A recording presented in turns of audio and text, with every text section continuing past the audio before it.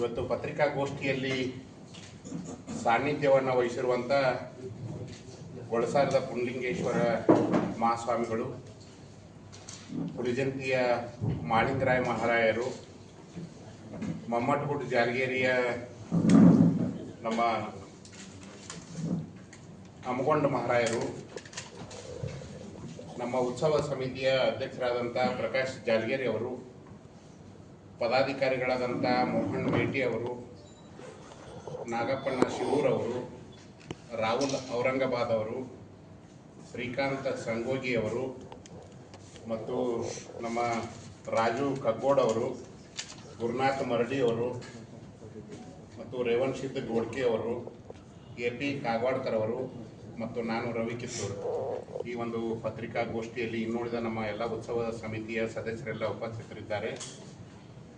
ಈ ಒಂದು ಪತ್ರಿಕಾಗೋಷ್ಠಿಗೆ ಆಗಮಿಸಿದ ಎಲ್ಲ ದೃಶ್ಯ ಮಾಧ್ಯಮ ಮತ್ತು ಬರಹ ಮಾಧ್ಯಮದ ಗೌರವಾನ್ವಿತ ಎಲ್ಲ ಬಂಧುಗಳಿಗೆ ನಮ್ಮ ರಾಯಣ್ಣ ಉತ್ಸವ ಸಮಿತಿಯಿಂದ ತುಂಬು ಹೃದಯದ ಸ್ವಾಗತವನ್ನು ಕೋರಿ ಈಗ ನಮ್ಮ ಮಾಳಿಂಗರಾಯ ಮಹಾರಾಯರು ಪತ್ರಿಕಾಗೋಷ್ಠಿಯನ್ನು ಉದ್ದೇಶಿಸಿ ಮಾತನಾಡಲಿಕ್ಕೆ ಅವರಲ್ಲಿ ವಿನಂತಿ ಮಾಡ್ತೀನಿ.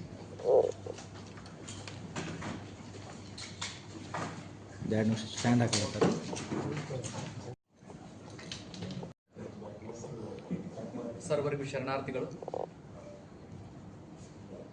ಸಂಗೊಳ್ಳಿ ರಾಯಣ್ಣನ ಜಾತ್ರಾ ಮಹೋತ್ಸವದ ಪತ್ರಿಕಾಗೋಷ್ಠಿಯ ವೇದಿಕೆ ಮೇಲೆ ಸಾನ್ನಿಧ್ಯರಾಗಿರುವ ಗೊಳಸಾರದ ಅಭಿನವ ಪುಂಡಲಿಂಗ ಮಹಾರಾಜರು ಕೂಡ ಭಕ್ತಿಯಿಂದ ಶರಣಾರ್ಥಿಗಳನ್ನು ಹೇಳಿ, ಮುಮ್ಮೆಟ್ಟಿಗುಡ್ಡದ ಒಡೆಯ ಅಮೋಘ ಸಿದ್ದೇಶ್ವರ ದೇವಸ್ಥಾನದ ಧರ್ಮದರ್ಶಿಗಳಾಗಿರತಕ್ಕಂಥ ಅಮ್ಮಗೊಂಡ ಮಹಾರಾಜರು ಕೂಡ ಭಕ್ತಿಯ ಶರಣಾರ್ಥಿಗಳು. ಅದೇ ತರನಾಗಿ ಉತ್ಸವ ಸಮಿತಿಯ ಅಧ್ಯಕ್ಷರಾಗಿರ್ತಕ್ಕಂಥ ಪ್ರಕಾಶ್ ಜಾಲಗೇರಿ ಅವರ ಆದಿಯಾಗಿ ಈ ಪತ್ರಿಕಾಗೋಷ್ಠಿಯ ವೇದಿಕೆ ಮೇಲೆ ಆಸೀನರಾಗಿರುವ ಎಲ್ಲ ಸರ್ವ ಸದಸ್ಯರು ಕೂಡ ಭಕ್ತಿಪೂರ್ವಕ ಶರಣಾರ್ಥಿಗಳು. ಹಾಗೆ ಈ ಕಾರ್ಯಕ್ರಮಕ್ಕೆ ಮೆರುಗು ತರಲು ಆಗಮಿಸಿರ್ತಕ್ಕಂಥ ಎಲ್ಲ ಪತ್ರಿಕಾ ಮಾಧ್ಯಮ ಮಿತ್ರರು ಕೂಡ ಭಕ್ತಿಪೂರ್ವಕ ಶರಣಾರ್ಥಿಗಳು. ಬಹುತೇಕ ವಿಜಯಪುರದ ಮಹಾನಗರದಲ್ಲಿ ಇದೇ ಆಗಸ್ಟ್ 23ನೇ ತಾರೀಕಿನಂದು ಒಂದು ಐತಿಹಾಸಿಕವಾಗಿರ್ತಕ್ಕಂಥ ಕಾರ್ಯಕ್ರಮಕ್ಕೆ ನಾವೆಲ್ಲರೂ ಕೂಡ ಸಾಕ್ಷಿ ಆಗೋಣ ಅಂತ ಉದ್ದೇಶಕ್ಕಾಗಿ ಒಂದು ಪತ್ರಿಕಾಗೋಷ್ಠಿಯನ್ನು ನಾವು ಕರೆದಿದ್ವಿ. ರಾಯಣ್ಣ ಉತ್ಸವ ಸಮಿತಿ, ಸಂಗೊಳ್ಳಿ ರಾಯಣ್ಣ ಉತ್ಸವ ಸಮಿತಿ ವಿಶೇಷವಾಗಿ ಒಂದು ಯುವಕರ ತಂಡವನ್ನು ಕಟ್ಟಿಕೊಂಡು ಬಹುತೇಕ ಎಲ್ಲ ತಾಲೂಕುಗಳಿಗೂ ಎಲ್ಲ ಜಿಲ್ಲೆಗಳಿಗೂ ಒಂದು ಭೇಟಿಯನ್ನು ಕೊಟ್ಟು ಎಲ್ಲ ಯುವಕರುಗಳನ್ನು ಸಂಘಟನೆ ಮಾಡಿಕೊಂಡು ಒಂದು ವಿಶೇಷವಾಗಿರತಕ್ಕಂಥ ನಾಡಿನಲ್ಲೇ ಆ ರಾಯಣ್ಣ ಅಂದಾಕ್ಷಣ ಎಲ್ಲರ ಯುವಕರ ಮೈ ಮನವು ಕೂಡ ರೋಮಾಂಚನ ಆಗುವಂಥ ಒಂದು ದಿವ್ಯ ಶಕ್ತಿ ಇರತಕ್ಕಂಥ ಪುಣ್ಯಾತ್ಮ. ನಾವೆಲ್ಲರೂ ಕೂಡ ಆತನ ಇತಿಹಾಸವನ್ನು ಪ್ರತಿಯೊಬ್ಬರು ಕೂಡ ಅರ್ಥಕೊಂಡಿರ್ತಕ್ಕಂಥವ್ರು. ಇವತ್ತಿನ ಯುವ ಪೀಳಿಗೆಗೆ ಅಂಥ ಪುಣ್ಯಾತ್ಮನ ಇತಿಹಾಸ, ಅಂಥ ಪುಣ್ಯಾತ್ಮನ ಯಶೋಗಾಥೆಯನ್ನು ಹೇಳುವಂಥದ್ದು ಭಾಳ ಅವಶ್ಯಕತೆ ಇರೋ ಕಾರಣಕ್ಕಾಗಿ ಆತನಲ್ಲಿರ್ತಕ್ಕಂಥ ದೇಶಪ್ರೇಮ, ಆತನಲ್ಲಿರ್ತಕ್ಕಂಥ ಒಂದು ಶೌರ್ಯ, ಆತನಲ್ಲಿರ್ತಕ್ಕಂಥ ಎಲ್ಲರನ್ನೂ ಪ್ರೀತಿಸುವಂಥ ಮನೋಭಾವ ಎಲ್ಲ ಯುವಕರ ಮೇಲೆ ಕೂಡ ಬರಲಿ ಅನ್ನುವಂಥ ಉದ್ದೇಶಕ್ಕಾಗಿ ಒಂದು ವಿಶೇಷ ಕಾರ್ಯಕ್ರಮಕ್ಕೆ ನಾವೆಲ್ಲರೂ ಕೂಡ ಮುನ್ನೋಟ ಆಗ್ಲಿಕ್ಕತ್ತಿದ್ದೀವಿ. ಈ ಕಾರ್ಯಕ್ರಮದ ರೂಪುರೇಷೆಗಳು ಬಂದ್ಬಿಟ್ಟು ವಿಜಯಪುರದ ಐತಿಹಾಸಿಕ ದೇವಸ್ಥಾನ ಆಗಿರತಕ್ಕಂಥ ಸಿದ್ದೇಶ್ವರ ದೇವಸ್ಥಾನದಿಂದ ಆಗಸ್ಟ್ 23ನೇ ತಾರೀಕಿನಂದು ಬೆಳಗ್ಗೆ 10 ಗಂಟೆಗೆ ಒಂದು ವಿಜೃಂಭಣೆ ಆಗಿರತಕ್ಕಂಥ ಕ್ರಾಂತಿವೀರ ಸಂಗೊಳ್ಳಿ ರಾಯಣ್ಣನವರ 12 ಫೀಟ್ ಎತ್ತರದ ರಾಜಗಂಭೀರವಾಗಿ ನಿಂತಿರತಕ್ಕಂತಹ ಆ ಪುಣ್ಯಾತ್ಮನ ಮೂರ್ತಿ ಮೆರವಣಿಗೆ ಬಹಳ ವಿಜೃಂಭಣೆಯಿಂದ ಸಾವಿರಾರು ಯುವಕರ ಜೊತೆಗೆ ಆ ಸಿದ್ದೇಶ್ವರ ದೇವಸ್ಥಾನದ ಮೆರವಣಿಗೆ ಆರಂಭ ಆಗ್ತೈತಿ. ಅದ್ರ ವಿವರಣೆಯನ್ನು ಸಮಿತಿ ಅಧ್ಯಕ್ಷರು ಹೇಳ್ತಾರೆ. ಆದರೆ ರಾಯಣ್ಣನ ಜಾತ್ರೆ ಮಾಡಬೇಕಾಗಿತ್ತಂದ್ರೆ ಒಂದು ಸಂಕಲ್ಪ ಇತ್ತು ನಮ್ಮೆಲ್ಲರದ್ದು ಕೂಡ. ಹೆಂಗೆ ಸಂಕಲ್ಪ ಅಂತ ಕೇಳಿದ್ರೆ, ಕಳೆದ ಬಾರಿ ಈ ತಂಡವನ್ನು ಕಟ್ಕೊಂಡು ಆ ನಂದಗಡದ ಪುಣ್ಯ ಭೂಮಿಗೆ ಹೋಗಿ ಅಲ್ಲಿ ಒಂದು ಮಹಾರುದ್ರಾಭಿಷೇಕ ಮಾಡಿ ಒಂದು ಸಂಕಲ್ಪವನ್ನು ಮಾಡಿ ಬರ್ತೀವಿ. ಎಂಥ ಸಂಕಲ್ಪ ಅಂತಂದರೆ ಎಲ್ಲ ಯುವಕರುಗಳು ಕೂಡ ಸದೃಢವಾಗಬೇಕಾಗಿದೆ, ಎಲ್ಲ ಯುವಕರು ಕೂಡ ಸಂಘಟಿತರಾಗಬೇಕಾಗಿದೆ. ಮಗದೊಂದು ಎಲ್ಲ ವಿಷಯಗಳಿಗೆ ಅವರು ಯುವಕರುಗಳನ್ನು ಬಳಸ್ಕೊಂತಾರೆ. ಯಾಕಂದ್ರೆ ಸ್ವಾಮಿ ವಿವೇಕಾನಂದ ಅವ್ರದ್ದು ಮಾತು ಹೇಳಿದ್ರಂತ, ಎಲ್ಲರೂ ಕೂಡ ಅರ್ಥಕೊಳ್ಳುವಂಥ ಮಾತು ಏನಂತ ಕೇಳಿದ್ರೆ, ಕಲ್ಲಿನ ಪರ್ವತವನ್ನು ಕುಟ್ಟಿ ಪುಡಿ ಮಾಡುವಂಥ ಶಕ್ತಿ ಯಾರ ಹತ್ರ ಐತೆ ಕೇಳಿದ್ರೆ ಆ ಯುವಕರ ಕೈಯೊಳಗೈತಿ. ಅಂಥ ಯುವಕರನ್ನ ಮತ್ಯಾವುದೋ ಇದಕ್ಕೆ ಹೋಗೋದಕ್ಕಿಂತ ಆ ಪುಣ್ಯಾತ್ಮ ರಾಯಣ್ಣ ವೀರ ಧೀರ ಶೂರನಾಗಿರ್ತಕ್ಕಂಥ ರಾಯಣ್ಣನ ಹೆಸರ ಮೇಲೆ ಎಲ್ಲ ಯುವಕರುಗಳನ್ನು ಸಂಘಟನಾ ಮಾಡೋಣ. ಆ ಎಲ್ಲ ಯುವಕರಿಗೂ ಕೂಡ ಒಂದು ಉತ್ತಮವಾಗಿರತಕ್ಕಂಥ ಮಾರ್ಗದರ್ಶನ ದಾರಿಯನ್ನು ತಿಳಿಸಿಕೊಡೋಣ ಅಂತ ಉದ್ದೇಶಕ್ಕಾಗಿ ನಾವು ಕಾರ್ಯಕ್ರಮವನ್ನು ಹಮ್ಮಿಕೊಳ್ಳಲಾಗಿದೆ. ಇನ್ನೊಂದು ವಿಶೇಷವಾಗಿ ಆ ರಾಯಣ್ಣನ ಮೂಲ ನೆಲೆ ಇದು ವಿಜಯಪುರ ಜಿಲ್ಲೆ ಅನ್ನುವಂಥದ್ದು ನಮಗೆ ಇತ್ತೀಚೆಗೆ ನಮ್ಮೆಲ್ಲರಿಗೂ ಕೂಡ ಅರಿವಾಯಿತು. ಯಾಕಂತ ಕೇಳಿದ್ರೆ ಆ ಪುಣ್ಯಾತ್ಮ ಬೆಳಗಾವಿ ಜಿಲ್ಲೆಯ ನಂದಗಡದಲ್ಲಿ ಆತನನ್ನು ನೇಣಿಗೆ ಹಾಕಿ ಅಲ್ಲಿ ಸಮಾಧಿ ಮಾಡಿದರೂ ಕೂಡ ಕೆಲವೊಂದಿಷ್ಟು ಅವರ ಪೂರ್ವಿಕರು ಇರತಕ್ಕಂಥ ಕುರುಹುಗಳು ಅದೇ ವಿಜಯಪುರ ಜಿಲ್ಲೆಯ ರೂಗಿ ಅನ್ನುವಂಥ ಹಿರೇರೂಗಿ ಅನ್ನುವಂಥ ಗ್ರಾಮದಲ್ಲಿ ಅವರಿದ್ರು, ಅವ್ರ ಪೂರ್ವಿಕರು ಇದ್ರು ಅನ್ನುವಂಥ ಪುರಾವೆಗಳು ನಮಗೆ ಸಿಕ್ಕಾಗ ಬಹಳ ಆನಂದ ಅನಿಸ್ತು, ಬಹಳ ಖುಷಿ ಅನಿಸ್ತು.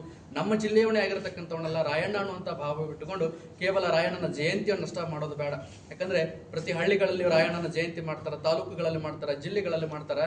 ಅಷ್ಟೇ ಅಲ್ಲದೆ ಸರ್ಕಾರ ಮಟ್ಟದಲ್ಲಿ ಕೂಡ ಆ ರಾಯಣ್ಣನ ಜಯಂತ್ಯೋತ್ಸವಗಳನ್ನ ಮಾಡ್ತಾರೆ. ಆದ್ರೆ ವಿಶೇಷವಾಗಿ ರಾಯಣ್ಣನ ಜಾತ್ರೆಯನ್ನ ಮಾಡೋಣ ಅನ್ನೋಂಥ ಒಂದು ಸಂಕಲ್ಪ ಬರ್ತೈತಿ. ಯಾಕಂತ ಕೇಳಿದ್ರೆ ನಾವೆಲ್ಲರೂ ಕೂಡ ದೈವ ಆರಾಧಕರಾಗಿರ್ತಕ್ಕಂಥವ್ರು. ಈ ಭವ್ಯ ಭಾರತ ದೇಶ ಏನಂತ ಕೇಳಿದ್ರೆ ದೇವರಗಳನ್ನ, ಆ ಪವಾಡ ಪುರುಷರುಗಳನ್ನ ನಾವೆಲ್ಲರೂ ಕೂಡ ಆತ್ಮೀಯವಾಗಿ ಭಕ್ತಿ ಭಾವದಿಂದ ಕಾಣುವಂಥವ್ರು. ರಾಯಣ್ಣನ ಕ್ಷೇತ್ರಕ್ಕೆ ಹೋದಾಗ, ರಾಯಣ್ಣನ ಸಮಾಜ ಸ್ಥಳಕ್ಕೆ ಹೋದಾಗ, ಅಲ್ಲಿ ಹೋದಾಗ ಭಕ್ತಿ ಭಾವ ಅನ್ನುವಂಥದ್ದು ನಾವೆಲ್ಲರಿಗೂ ಕೂಡ ಎದ್ದು ಬರ್ತೈತಿ. ಯಾಕಂತ ಕೇಳಿದ್ರೆ ಅಲ್ಲೊಂದು ಏನೋ ಪಾಸಿಟಿವ್ ಎನರ್ಜಿ ಐತೆ ಅನ್ನುವಂಥ ಭಾವ ಎಲ್ಲ ಯುವಕರೊಳಗೂ ಕೂಡ ಅದ. ಬಹುತೇಕ ಅಲ್ಲೆಲ್ಲ ಜನ ತಾಯಂದ್ರೆ ತೊಟ್ಟಿಲಗಳನ್ನ ಕಟ್ಟಿರ್ತಾರೆ. ಯಾಕೆ ತೊಟ್ಟಿಲ ಕಟ್ಟಿರ್ತಾರೆ ಅಂದ್ರೆ ಆ ರಾಯಣ್ಣನ ಕ್ಷೇತ್ರಕ್ಕೆ ಹೋಗಿ ತೊಟ್ಟಿಲ ಕಟ್ಟಿ ಬಂದ್ರೆ ವರ್ಷ ತುಂಬದ್ರೊಳಗೆ ಅಂತ ವೀರ ಧೀರ ಮಕ್ಕಳು ನಮಗೆ ಹುಟ್ಟುತ್ತಾವ ಅನ್ನೋಂಥ ಭಾವವನ್ನು ಇಟ್ಕೊಂಡು ಭಕ್ತಿ ಭಾವದಿಂದ ಆ ರಾಯಣ್ಣ ಕಾಣ್ಲಿಕ್ಕತ್ತಿದಾರಲ್ಲ. ಹಾಗಾಗಿ ರಾಯಣ್ಣ ಕೇವಲ ಒಬ್ಬ ಸ್ವಾತಂತ್ರ್ಯ ಹೋರಾಟಗಾರ ಅಷ್ಟೇ ಅಲ್ಲ, ಕೇವಲ ಒಬ್ಬ ಮಹಾತ್ಮನಷ್ಟೇ ಅಲ್ಲ, ರಾಯಣ್ಣನೊಬ್ಬ ದೈವ ಭಕ್ತನದನ, ದೈವಿ ಸಂಭೂತನದನ ಅನ್ನುವಂಥ ಭಾವ ಜನರಲ್ಲಿ ಬರಲು ಅನ್ನುವಂಥ ಉದ್ದೇಶಕ್ಕಾಗಿ ಆ ರಾಯಣ್ಣನ ವಿಶೇಷವಾಗಿರತಕ್ಕಂಥ ಜಾತ್ರೆಯನ್ನ ನಾವು ಆಯೋಜನೆ ಮಾಡಿದ್ವಿ. ಅದರ ಮುಂದಿನ ವಿವರಣೆಯನ್ನ ನಮ್ಮ ಮೋಹನ್ ಸರ್ ಮೇಟಿ ಅವರು ಹೇಳ್ತಾರೆ. ಮೇಲಿರುವ ಸಾನ್ನಿಧ್ಯ ವಹಿಸಿರತಕ್ಕಂತಹ ಎಲ್ಲ ಮೂವರು ಪರಮ ಪೂಜರಲ್ಲಿ ಹಾಗೂ ಎಲ್ಲ ಗಣ್ಯರಲ್ಲಿ ಹಾಗೂ ಮುದ್ರಣ ಮತ್ತು ದೃಶ್ಯ ಮಾಧ್ಯಮದ ಎಲ್ಲ ಪತ್ರಿಕಾ ಸನ್ಮಿತ್ರರಿಗೂ ನನ್ನ ನಮಸ್ಕಾರಗಳು. ಈ ಒಂದು ರಾಯಣ್ಣ ಜಾತ್ರೆ ಇದೇ ಆಗಸ್ಟ್ 23ರಂದು ನಾವು ಹಮ್ಮಿಕೊಂಡಿದ್ದು. ಈ ಒಂದು ರಾಯಣ್ಣ ಜಾತ್ರೆಯ ಕುರಿತಾಗಿ ಮೆರವಣಿಗೆ ಹಾಗೂ ಅದರ ರೂಪರೇಷೆಗಳನ್ನು ನಮ್ಮ ಪೂಜರು ಈಗಾಗಲೇ ತಮ್ಮೆಲ್ಲರ ಮುಂದೆ ಅದನ್ನು ವಿವರಣೆ ಮಾಡಿದ್ದಾರೆ. ಈ ಒಂದು ಐತಿಹಾಸಿಕವಾದ ಒಂದು ಕಾರ್ಯಕ್ರಮಕ್ಕೆ ರಾಜ್ಯದ ವಿವಿಧ ಜಿಲ್ಲೆಗಳಿಂದ, ಮೂಲೆಗಳಿಂದ ಹಲವಾರು ರಾಜ್ಯ ನಾಯಕರು ಮತ್ತು ಎಲ್ಲ ಸಾರ್ವಜನಿಕರು ಬಂದು ಇದು ಒಂದು ಕಾರ್ಯಕ್ರಮದಲ್ಲಿ ಭಾಗವಹಿಸ್ತಾರೆ.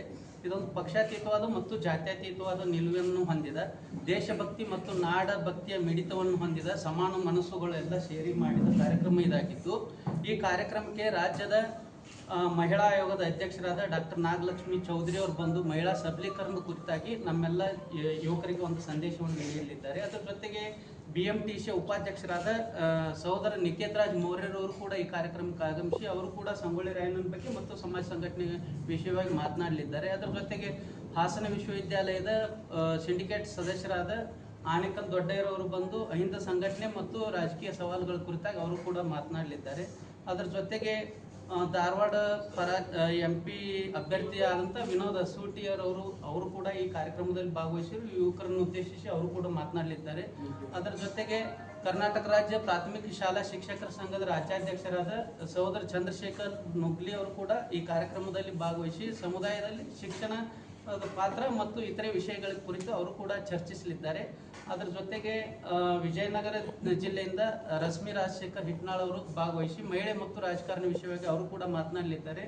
ಅದರ ಜೊತೆಗೆ ಇನ್ನೂ ಹಲವಾರು ವಿನಯ್ ಕುಮಾರ್ ಜೀಬೀರವರು ಅಂದ್ರೆ ರಾಜ್ಯದ ಎಲ್ಲ ಸ್ಪರ್ಧಾರ್ಥಿಗಳಿಗೆ KS ಮತ್ತು IAS ತರಬೇತಿ ನೀಡ್ತಿರ್ತಕ್ಕಂಥ ಇನ್ಸೈಟ್ಸ್ ಅಕಾಡೆಮಿ ಅನ್ನೋ ಒಂದು ಅಕಾಡೆಮಿ ಅಧ್ಯಕ್ಷರಾದ ವಿನಯ್ ಕುಮಾರ್ ಜೀಬೀರವರು ಸ್ಪರ್ಧಾತ್ಮಕ ಪರೀಕ್ಷೆಗಳ ಕುರಿತಾಗಿ ಮತ್ತು ಇತರೆ ವಿಷಯಗಳ ಕುರಿತಾಗಿ ಅವರು ಕೂಡ ಮಾತನಾಡಲಿದ್ದಾರೆ.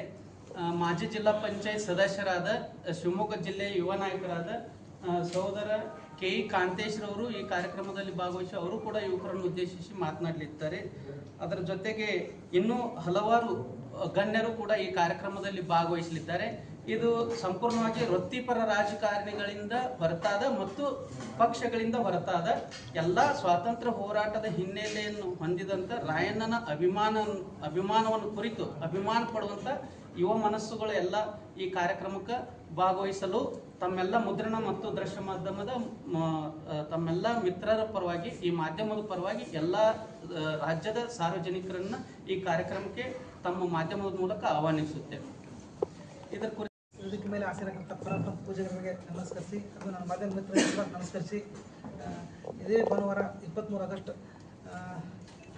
ರವಿವಾರದಂದು ಐತಿಹಾಸಿಕ ಗುಮ್ಮಟಿ ನಗರಿಯಲ್ಲಿ ರಾಯಣ್ಣ ಉತ್ಸವ ಸಮಿತಿ ವತಿಯಿಂದ ರಾಯಣ್ಣ ಜಾತ್ರೆ ಕಾರ್ಯಕ್ರಮ ಹಮ್ಮಿಕೊಂಡಿದ್ದು, ಈ ಕಾರ್ಯಕ್ರಮವನ್ನು ಸುಂದರ ಭವ್ಯವಾದ ಮೆರವಣಿಗೆಯೊಂದಿಗೆ ರಾಯಣ್ಣನ ಮೂರ್ತಿಯವರ 12 ಅಡಿ ಭವ್ಯ ಮೂರ್ತಿಯೊಂದಿಗೆ ಡೊಳ್ಳು ಕುಣಿತ ಹಾಗೂ ಗೊಂಬೆ ಕುಣಿತಗಳ ಭವ್ಯ ಮೆರವಣಿಗೆಯೊಂದಿಗೆ ಗಾಂಧಿ ಚೌಕ್ ಮಾರ್ಗವಾಗಿ ಮತ್ತು ಬಸವ ಸರ್ಕಲ್ ಮಾರ್ಗವಾಗಿ, ಅಂಬೇಡ್ಕರ್ ಸರ್ಕಲ್ ಮಾರ್ಗವಾಗಿ ಮತ್ತು ಕನಕದಾಸ ಸರ್ಕಲ್ ಮಾರ್ಗವಾಗಿ ದರ್ಬಾರ್ ಹೈಸ್ಕೂಲ್ ಮೈದಾನದವರೆಗೆ ಬಂದು ಆ ವೇದಿಕೆಯಲ್ಲಿ ಒಂದು ಭವ್ಯ ವೇದಿಕೆ ಇರುತ್ತದೆ. ಯುವ ನಾಯಕತ್ವದ ಒಂದು ವೇದಿಕೆ ಇರುತ್ತೆ. ಆ ಕಾರ್ಯಕ್ರಮದಲ್ಲಿ ಎಲ್ಲ ಯುವ ಜಿಲ್ಲೆಯಾದ್ಯಂತ ಮತ್ತು ಈ ಕರ್ನಾಟಕ ರಾಜ್ಯದ ಯುವ ನಾಯಕರು ಬರ್ತಾ ಇದ್ದಾರೆ. ಆ ಕಾರ್ಯಕ್ರಮವನ್ನು ಹೆಚ್ಚಿನ ಸಂಖ್ಯೆಯಲ್ಲಿ ಜನ ಸೇರಲಿದ್ದಾರೆ. ಆ ಕಾರ್ಯಕ್ರಮವನ್ನು ಯಶಸ್ವಿಗೊಳಿಸಬೇಕಂತ ತಮ್ಮಲ್ಲಿ ಸಮಾಜದ ಏಳಿಗೆಗಾಗಿ ಮುಂದಿನ ಭವಿಷ್ಯದ ನಾಯಕರನ್ನ ರೂಪಿಸುವಂತ ನಿಟ್ಟಿನಲ್ಲಿ ಈ ಒಂದು ಕ್ರಾಂತಿಯನ್ನ ಮಾಡಲಿಕ್ಕೆ ಎಲ್ಲ ನುರಿತ ರಾಜ್ಯ ಮತ್ತು ಜಿಲ್ಲೆಯ ನುರಿತ ನಮ್ಮ ಸಮುದಾಯದ ಜನರನ್ನ ಕರೆಸಿ ಆ ಜನರಿಗೆ ಒಂದು ಅವೇರ್ನೆಸ್ ಆಗಲಿ ಅನ್ನೋ ಕಾರ್ಯಕ್ರಮ. ಈಗ ರಾಯಣ್ಣವರ ಜೀವನ ಚರಿತ್ರೆ ಕುರಿತಾಗಿ ಈ ಸಾರ್ವಜನಿಕರಿಗೆ ಮತ್ತು ಸಮಾಜಕ್ಕೆ ಮತ್ತು ಟೋಟಲ್ ಎಲ್ಲ ಸಮುದಾಯಗಳಿಗೆ ಗೊತ್ತಾಗೋ ನಿಟ್ಟಿನಲ್ಲಿ ಏನು ಕೆಲಸ ಮಾಡಿದೆ? ಈಗ ಹಿಂದೆ ಸರ್ ಮುಂದೆ ಮಾಡೋದು ಸರ್, ಮುಂದೆ ಮಾಡಿದಿರೋ ಅಥವಾ ಹಿಂದೆ ಏನು ಮಾಡಿರಿ, ಮುಂದೆ ಏನು ಮಾಡೋದು ಸರ್? ರಾಯಣ್ಣನ ಚರಿತ್ರೆ ಇಡೀ ದೇಶಕ್ಕೆ ಗೊತ್ತು, ಯಾರು ಕೂಡ ಮರಿಲಾರದು. ರಾಯಣ್ಣನ ಒಂದು ವಿಚಾರವನ್ನ ನಾವು ಸಾಮಾನ್ಯವಾಗಿ ಮಹಾಪುರುಷರವನ್ನ ತಗೊಂಡಾಗ ನಾವು ಬರೀ ನಮ್ಮ ಸಮಾಜಕ್ಕಷ್ಟ ಮೀಸಲಲ್ಲ, ರಾಯಣ್ಣ ಅದು ಎಲ್ಲರಿಗೂ ಗೊತ್ತಿರುವಂಥದ್ದು. ಎಲ್ಲ ಸಮುದಾಯ ಪ್ರೀತಿಸುವಂಥ ಮತ್ತು ಗೌರವಿಸುವ, ನಾವು ಯಾರು ಮಾತ್ರ ಕೂಡ ದೇಶ ಮರಿಲಾರದಂಥ ದಿನವನ್ನು ಆಗಸ್ಟ್ 15 ಮತ್ತು ಜನವರಿ 26 ನೆನಪಿಡುವಂಥ ದಿವಸವನ್ನು ಸೃಷ್ಟಿ ಮಾಡಿ ಹೋದಂಥವು. ಈಗಿನ ಯುವ ಪೀಳಿಗೆಗೆ ನಮ್ಮ ಪೂಜರು ಹೇಳಿದಂಗೆ ತೊಟ್ಲು ಕಟ್ಟಿ ನಮಗೆ ಅಂಥ ರಾಯಣ್ಣ ಅಂತ ಮಕ್ಕಳು ಹುಟ್ಟಲಿ ಅನ್ನುವುದನ್ನು ಬೇಡ್ಕೊಂಡು ಬರುವಂಥ ಜನರಿಗೆ ಮನೆ ಮನೆಗೂ ಒಬ್ಬ ರಾಯಣ್ಣ ಹುಟ್ಟಿ ದೇಶಾಭಿಮಾನ ಬೆಳೀಲಿ ಅನ್ನುವಂಥ ಉದ್ದೇಶವನ್ನು ನಾವು ಆ ಕಾನ್ಸೆಪ್ಟನ್ನು ಇಟ್ಟುಕೊಂಡು ಜನರಲ್ಲಿ ಜಾಗೃತಿ ಮೂಡಿಸುವಂಥದ್ದು ಸರ್. ಭಾಳಷ್ಟು ಜನರು ಇವತ್ತು ಜಾತ್ಯತೀತವಾಗಿ ಪಕ್ಷಾತೀತವಾಗಿ ಈ ಕಾರ್ಯಕ್ರಮವನ್ನು ನಾವು ಎಲ್ಲೂ ಕೂಡ ಯಾರನ್ನೂ ಆಹ್ವಾನ ಮಾಡ್ಲಿಕ್ಕೆ ಹೊಂಟಿಲ್ಲ. ಈ ಪತ್ರಿಕಾ ಮುಖಾಂತರ ಅಷ್ಟೇ, ಪತ್ರಿಕಾಗೋಷ್ಠಿ ಮುಖಾಂತರ ಆಹ್ವಾನ ಮಾಡ್ತಾ ಇದ್ದೀವಿ. ಜನರ ನಿರೀಕ್ಷೆ ಮೀರಿ ಇಲ್ಲಿ ಸೇರುವಂಥದ್ದನ್ನು ಇದು ಬಿಜಾಪುರದಿಂದ ಆರಂಭ ಆಗ್ತೈತೆ ಸರ್. ಬೇರೆ ಬೇರೆ ಕಡೆ ಎಲ್ಲ ಇತರ ರಾಜ್ಯಗಳಿಗೂ ಕೂಡ ಇದು ಸಂದೇಶ ಮುಟ್ಟಿದೆ. ಈಗೆಲ್ಲರೂ ಕೂಡ ಭಾಳಷ್ಟು ಮಂದಿ ನಾನಿ ಅನ್ನುವಂಥ ಬರ್ತೀವಂತಂದ್ರೂ ಕೂಡ ನಾವು ಯಾವುದೇ ರಾಜಕೀಯ ವೇದಿಕೆ ಆಗಬಾರ್ದು ಅನ್ನುವಂಥ ಕಾನ್ಸೆಪ್ಟ್ದೊಳಗೆ ಇದೊಂದು ಅವೇರ್ನೆಸ್ ಮಾಡ್ಲಿಕ್ಕೆ ಹೊಂಟಿದ್ದೀವಿ. ಅಂದರೆ ಅವ್ರಿಗೆ ಸಂಬಂಧಪಟ್ಟಂಥ ಪುಸ್ತಕಗಳು, ಅದಕ್ಕೆ ಸಂಬಂಧಪಟ್ಟಂಥ ಏನಾದರೂ ಡಾಕ್ಯುಮೆಂಟ್ರಿ ಏನು ಮಾಡಾಕತ್ತೀರಿ ನಿಮ್ಮ ಈ ರಾಯಣ್ಣ ಉತ್ಸವ ಸಮಿತಿಯಿಂದ? ಅಂಥದ್ದು ಏನು ನಮಗೆ ಈಗ ಸಾರ್ವಜನಿಕರಿಗೆ ಗೊತ್ತಿಲ್ಲ, ಕೆಲವೊಬ್ಬರು ಯುವ ಪೀಳಿಗೆಗಳಿಗೆ ಇನ್ನೂ ರಾಯಣ್ಣನ ಕುರಿತಾಗಿ ಗೊತ್ತಿಲ್ಲ, ತುಂಬ ಹಳೆಬರಿಗೆ ಗೊತ್ತು. ಇವು ಹೊಸಬರಿಗೆ ಗೊತ್ತಾಗೋ ನಿಟ್ಟಿನಲ್ಲಿ ಅದನ್ನು ಕಾಯಮಾಗಿ ತೋರಿಸ್ಕೊಂಡು ಹೋಗ್ಬೇಕಲ್ಲ ಅವ್ರ ಜೀವನ ಚರಿತ್ರೆ. ಆ ನಿಟ್ಟಿನಲ್ಲಿ ಏನು ಕೆಲಸ ಮಾಡಿದ್ರು ಸರ್? ಇನ್ನು ಅದನ್ನು ನಮ್ಮ ಸಾಹಿತಿಗಳು ಭಾಳಷ್ಟು ಜನ ಸಮುದಾಯದಲ್ಲಿ ಮತ್ತು ಇತರ ಸಮುದಾಯದಲ್ಲಿ ಇದ್ದಾರೆ. ಅದನ್ನು ಕೂಡ ಉತ್ತೇಜನವನ್ನು ನೀಡಲಿಕ್ಕೆ ಇದು ವೇದಿಕೆ ಆಗ್ತಾ ಇದೆ ಸರ್. ಮುಂದಿನ ದಿನಗಳಲ್ಲಿ ಅದನ್ನು ಕೂಡ ಎಲ್ಲ ಸ್ಕೂಲು ಕಾಲೇಜುಗಳಲ್ಲಿಯೂ ಕೂಡ ಮಕ್ಕಳಲ್ಲಿ ಒಂದು ಜ್ಞಾನವನ್ನು ಬಿತ್ತಲಿಕ್ಕೆ ಅದನ್ನು ಇದು ವೇದಿಕೆಯನ್ನು ಸೃಷ್ಟಿ ಆಗ್ತಾ ಇದೆ ಸರ್. ಪ್ರಾರಂಭ ಮಾತಾಡ್ಲಿಕ್ಕೆ ಹೋಗುದಿಲ್ಲ ಸರ್, ಅದು ನಾವು ಕೂಡ ಇದರೊಳಗೆ ನೋಡಿದ್ದೀವಿ. ಆದರೆ ಇಲ್ಲಿ ಯಾವುದೇ ಪಕ್ಷದ ಪರವಾಗಿ ಮಾತಾಡ್ಲಿಕ್ಕೆ ಅವಕಾಶ ಇಲ್ಲ ಸರ್. ಮುಂಚೆನ ಅವ್ರಿಗೆ ಹೇಳಿದ್ದೀವಿ ಸರ್, ಯಾರು ಕೂಡ ಅವರು ಈಗ ಚುನಾಯಿತ ಪ್ರತಿನಿಧಿ ಕಾಂತೇಶ್ ಅವರು ಇರ್ಬೋದು, ಎಲ್ಲ ಪಕ್ಷದವರು ಅವರವ್ರ ಪಕ್ಷದೊಳಗೆ ಗುರುತಿಸಿಕೊಂಡಿರ್ಬೇಕು ಸರ್. ಈ ವೇದಿಕೆ ಕೇವಲ ಸಮಾಜದಲ್ಲಿ ಯುವ ಪೀಳಿಗೆಯ ಶಕ್ತಿಯನ್ನು ಅಭಿವೃದ್ಧಿ ಮಾಡಲಿಕ್ಕೆ, ಶಿಕ್ಷಣ, ಸಾಮಾಜಿಕ ಮತ್ತು ಧಾರ್ಮಿಕ ವಿಚಾರಗಳನ್ನು ಬಿತ್ತಲಿಕ್ಕೆ ಮಾತ್ರ ಇದು ವೇದಿಕೆ ಆಗ್ತಿದೆ ಸರ್. ಯಾವುದೇ ರಾಜಕೀಯ ವಿಷಯವನ್ನು ಎಲ್ಲೂ ಕೂಡ ಚರ್ಚೆ ಮಾಡಲಿಕ್ಕೆ ಅವಕಾಶ ಇಲ್ಲ ಸರ್. ಈ ವೇದಿಕೆ ಭಾಳ ಸ್ಪಷ್ಟ ಇದೆ ಸರ್. ಥರವಾಗಿ ನಾಗ್ಲಿ ಹೇಳ್ದಂಗೆ ಯಾವುದು ರಾಜಕೀಯದವ್ರ ಮುಂದೆ ಪಟ್ಟಿ ಎತ್ತಿ ಆ ಥರ ಮಾಡ್ಲಿಕ್ಕೈತಿಲ್ಲ.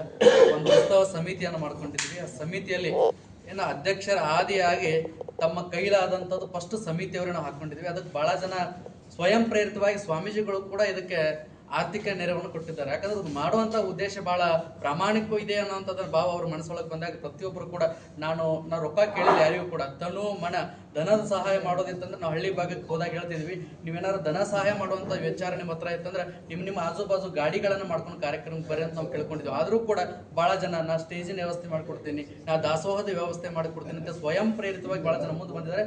ಮೊದಲು ಈ ಸಮಿತಿಯವರೇ ಇದಕ್ಕೊಂದಿಷ್ಟು ಮುಂದುಗಳು ಹಾಕೊಂಡಿದ್ದಾರೆ.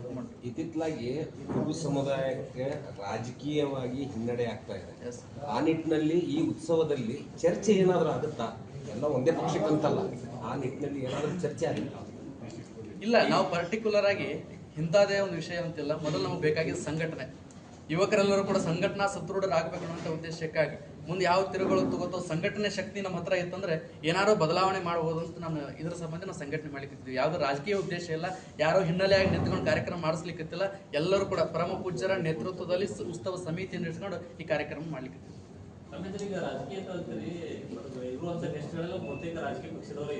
ಸರ್, ರಾಜಕೀಯೇತರ ಅನ್ನೋಕ್ಕಿಂತ ಆಕ್ಟಿವ್ ಆಗಿ ಏನು MLA MP ಮಿನಿಸ್ಟರ್ ಇದಾರಲ್ಲ ಇವರನ್ನ ಕರೆದಿಲ್ಲ ಅಂತ ಹೇಳಿದ್ರು. ಯಾಕಂದ್ರೆ ಈಗ ಏನಾಗ್ತದೆ ಅಲ್ಲಲ್ಲ ಸರ್ ನಾನು ಹೇಳ್ತಿರೋದು ಈಗ ಪ್ರತಿಯೊಬ್ಬರು ಕೂಡ ಅವ್ರವ್ರ ಪಕ್ಷದಾಗ ಅವ್ರ ವೈಯಕ್ತಿಕ ಅವರು ಗುರುತಿಸ್ಕೊಂಡಿರ್ತಾರ. ಆದ್ರೆ ನಾವು ರಾಜಕೀಯೇತರ ಅನ್ನೋ ಕಾರಣ ಏನಂತಂದ್ರೆ MLA MP ಮಿನಿಸ್ಟರ್ ಇವ್ರು ಇಲ್ದೇ ಇರೋರನ್ನ ಕರೆದಿರೋದು ಅಂತ ನಾನು ಹೇಳ್ತೇನೆ. ಅವರು ಸಾಮಾಜಿಕ ಒಂದೇ ಪಕ್ಷ ಏನ್ ಸರ್? ಸರ್ ನೀವು ಸಾಮಾನ್ಯ ಇದ್ರೊಳಗೆ ಇದು ಯಾವುದೋ ಒಂದು ಕಾಂಗ್ರೆಸ್ ಟೀಮು ಅಥವಾ BJP ಟೀಮು ಅಥವಾ JDS ಟೀಮ್ ಇಲ್ಲ ಸರ್, ಅವ್ರವ್ರ ಪಕ್ಷದೊಳಗೆ ಗುರುತಿಸಬಹುದು. ನಮ್ಮದ ಬಹಳ ನಿಷ್ಠೂರವಾದಂಥ ಒಂದು ನಿರ್ಧಾರ ಅಂದ್ರೆ ಅಲ್ಲಿ ಯಾವುದೂ ಕೂಡ ಪಕ್ಷದ ಪ್ರಚಾರಗಳು ಅಥವಾ ಪಕ್ಷದ ವಿಷಯಗಳು ಎಲ್ಲೂ ಕೂಡ ಚರ್ಚೆ ಆಗ್ಲಾರ್ದಂಗೆ ನೋಡ್ಲಿಕ್ಕೆ ಉತ್ಸವ ಸಮಿತಿ ಅದನ್ನು ಗಂಭೀರವಾಗಿ ಪರಿಗಣಿಸ್ತೈತೆ ಸರ್. ಅದನ್ನಂತೂ ಅವರವರ ಸಾಮಾಜಿಕ ಕ್ಷೇತ್ರದಲ್ಲಿ ಬಹಳಷ್ಟು ಕೆಲಸ ಮಾಡಿದವ್ರದಾರ ಸರ್, ಸಾಧನೆ ಮಾಡಿದವ್ರದಾರ. ಆ ಸಾಧನೆ ಮಾಡೋದ್ರ ಜೊತೆಗೆ ಅವ್ರ ಪಕ್ಷದೊಳಗೆ ಗುರುತಿಸ್ಕೊಂಡಿರ್ಬೇಕು, ಮುಂದೆ ಏನೋ ಆಗ್ಲಿಕ್ಕೆ ಅವ್ರ ಪ್ರಯತ್ನ ಪಟ್ಟಿರ್ಬೋದು. ಆದ್ರೆ ಅವರಲ್ಲಿ ಇರುವಂಥ ಜ್ಞಾನವನ್ನು ನಾವು ಇತರರಿಗೆ ಹಂಚಲಿಕ್ಕೆ ಅವ್ರನ್ನ ಆಹ್ವಾನ ಮಾಡ್ತಾ ಇದ್ದೀವಿ ಸರ್.